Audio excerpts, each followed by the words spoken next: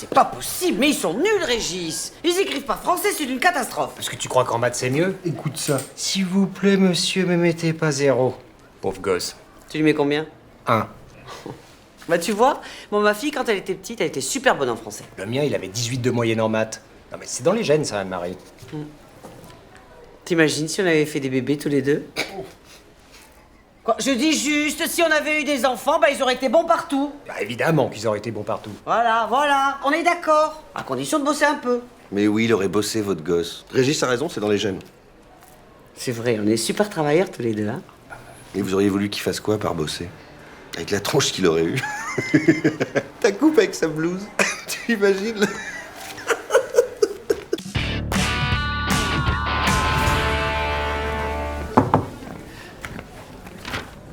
Qu'est-ce que c'est? La facture des cours de français que je suis obligé de payer à mon fils, Madame Truche. Pardon? 20 € la séance, 40 séances par an, soit 800 €. Et tout ça pourquoi? Pour pallier à vos arrêts maladie à répétition. Mais enfin, monsieur Vidal... Mais y a pas mais enfin, monsieur Vidal, hein? Et maintenant on fait quoi? J'hypothèque ma baraque pour vos beaux yeux, c'est ça? Non, pas besoin. Je crois que j'ai une meilleure idée. Ah ouais? Monsieur Vidal, ça fait 1 an que j'ai votre sauvage de fils en cours.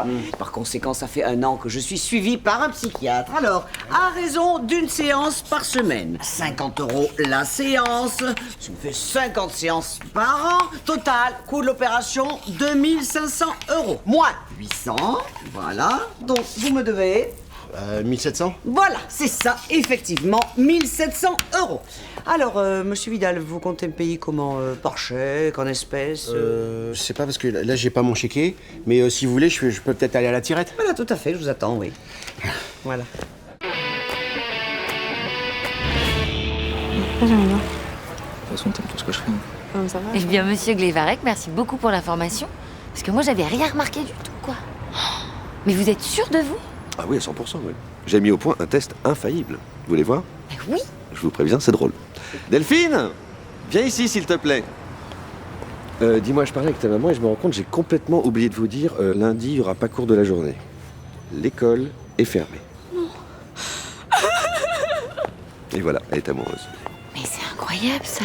Et alors après, comment vous arrivez à savoir qui c'est? Et ça, c'est très simple. On annonce que les 3e A partent une semaine en classe verte. Si on n'a aucune réaction, on continue. 3e 2, 3e 3, et dès qu'on a un cri hystérique, hop, on a la classe.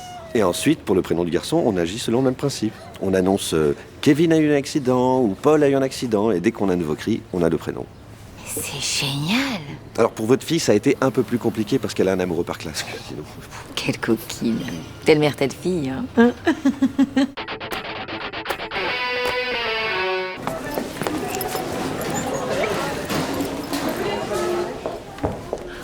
Oh, Anne-Marie, dis donc, t'es radieuse. Mais t'es in love ou quoi? Oh, j'ai gagné 2 places de cinéma pour aller voir le dernier film de Tim Burton. Oh, je gagne jamais rien. C'est pour ça, je suis heureuse. D'ailleurs, tu veux pas venir avec moi? La séance est à 18 h. Oh yes, c'est trop cool. C'est où? Là, au cinéma à côté. Ah, mais oui, mais non. À côté, ils diffusent pas le film en VO. Bon, bah, c'est pas très grave de les voir en français, l'histoire reste la même. Sorry, but I refuse to see des films qui sont pas en VO. Non, t'as des subtilités de la langue qui sont intraduisibles, puis avec la VO, t'améliores ton accent. Oh, bah c'est dommage. Et c'est quoi le dernier film que tu as vu en VO? Bienvenue chez les ch'tis. C'était rigolo, hein? C'est sûr que tu t'es amélioré, hein? Merci.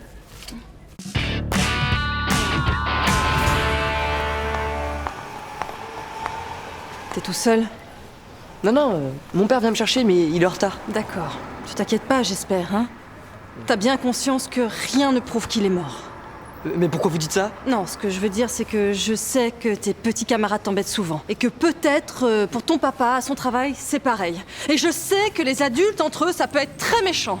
Vous voulez dire que quelqu'un veut tuer mon père? Non, ce que je veux dire, c'est que tu pourrais y penser et que tu pourrais t'inquiéter. Mais personne va tuer mon père! Mais non, mais enfin, je me tue à te le dire, tu m'écoutes? Non seulement ton père est pas mort, mais en plus personne en veut à sa vie, tu comprends? Il survivra! Paul, je suis désolé pour le retard, mon grand, figure-toi que j'étais... Papa, t'es vivant, je le savais! Ça fait 3 fois que je lui dis que vous allez très bien, hein? Il m'écoute pas. Monsieur Vidal, il y a un problème avec Benjamin? Ouais, bah ça serait plutôt avec son cours de géographie d'aujourd'hui, là. Il y a un truc que je pige pas. Les différents types de climats sur le territoire français. Ouais, c'est ça, ouais. La Normandie, hein? Je connais, j'y suis né. Hein. Alors, la Normandie a un climat océanique franc, avec des températures moyennes, des précipitations abondantes, fréquentes en hiver, l'été également pluvieux, mais avec des cumuls réduits. Non, mais c'est pas un cours, ça, c'est du sabotage. Vous voulez tous les dégoûter d'aller en Normandie ou quoi? Bah, c'est quand même pas ma faute s'il fait moins 15 l'été à Cabourg. Il fait très beau l'été à Cabourg. Plutôt beau. Bon, écoutez, monsieur Vidal, moi je suis breton, c'est le même type de climat. Alors on va pas en faire un fromage. Vous êtes quand même pas en train de me dire que la Bretagne et la Normandie, c'est pareil? C'est vos 3 menhirs à la con, là, et une galette de saucisse qui vous monte à la tête? Vous voyez quand vous voulez. Hein, il suffit de corriger un peu. La Normandie a un climat normal, avec des précipitations normales. Enfin, vous voyez, pas grand-chose, quoi. Tenez. Merci. Kenavo. Ah, faudra penser à faire corriger aux autres, hein. Alors, la Normandie a un climat de merde, et les Normands sont des... Les Varech!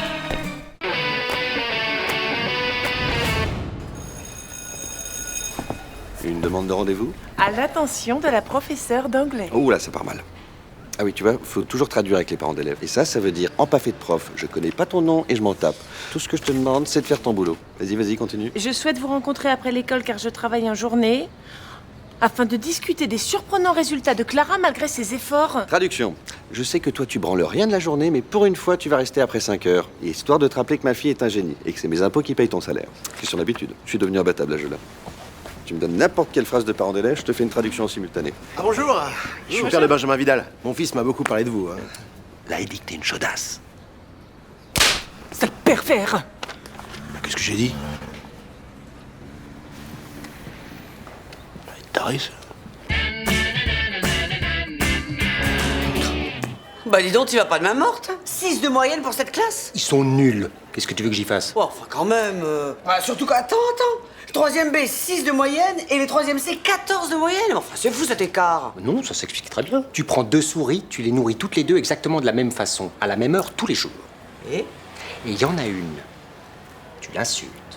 Tu la mets plus bas que terre, tu la méprises tous les jours. Et l'autre, tu la bichonnes, tu la caresses. Et ben la première meurt beaucoup plus tôt. Attends, qu'est-ce que tu veux dire par là? Que cette année, je l'aurai ma publication dans le magazine Nature Scientifique. Non, c'est pas vrai. Attends. Ils ont refusé mon article sous prétexte que la psychologie des souris ne les intéressait pas. Et en les remplaçant par 60 cobayes humains, c'est dans la poche.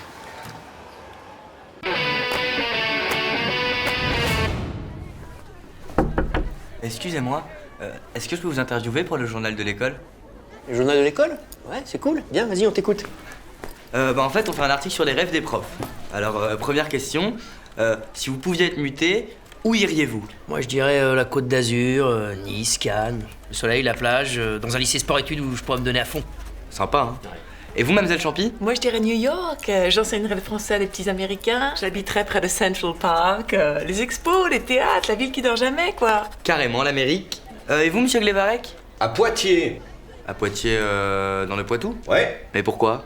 Parce qu'à Poitiers, il y a le CNED, le Centre National d'Enseignement à Distance. Aucun contact physique avec l'élève, pas de journal d'école. Bref, personne qui vient me gonfler pendant ma pause café. Ça va, Sylvain? Ça va.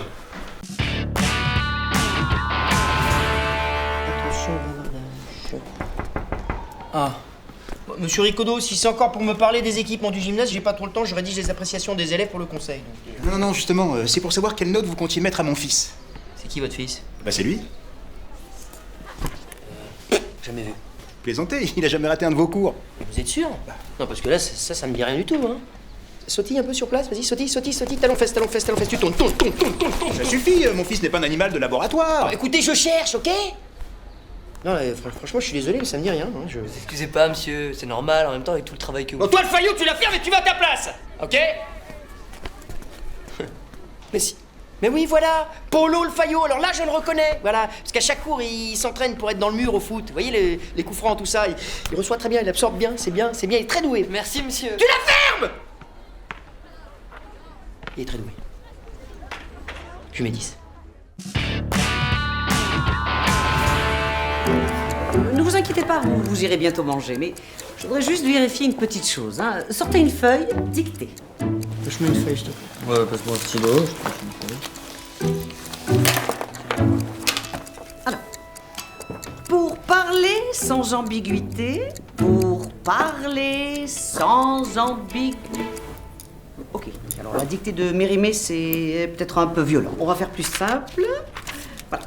Dans un vallon désert où court un sinueux ruisseau. Dans un vallon désert où court un sinueux ruisseau. Alors, beaucoup plus facile, hein? Les enfants vont à l'école par la rue principale du village. Point. Écrivez, maman gronde le petit garçon. Allez! Anne-Marie, tu viens manger? Oui, Nadine, je viens, oui. Mais d'abord, dis-moi, qu'est-ce que tu leur as appris en CP, bordel?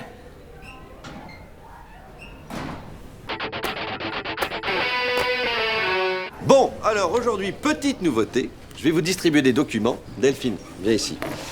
Il s'agit de textes sur la guerre de 100 ans. Vous allez devoir les lire, trouver ce qui est juste, ce qui l'est pas et ce qui est mal formulé, d'accord? Pour vérifier les réponses, vous allez faire des recherches et donc apprendre. Tiens.